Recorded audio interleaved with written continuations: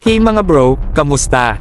Handa na ba kayo sa isang balitang talagang magpapalakas sa ating kaligtasan at seguridad?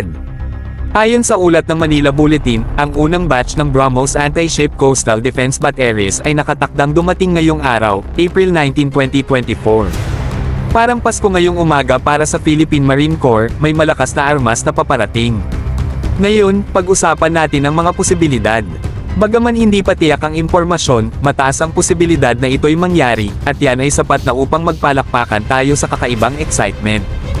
Isipin nyo, isang buong battery ng BrahMos Coastal Defense Systems, handang ipagtanggol ang ating baybayin laban sa anumang banta. Hindi lang ito tungkol sa depensa, ito ay tungkol sa pagpapakita ng lakas at pagpigil sa harap ng anumang hamon. Base sa ating nalalaman, inaasahan na ang unang batch ay may malaking epekto. Mayroon itong missile firing units, mobile command post, missile replenishment vehicle, at over-the-horizon tracking and targeting radar system.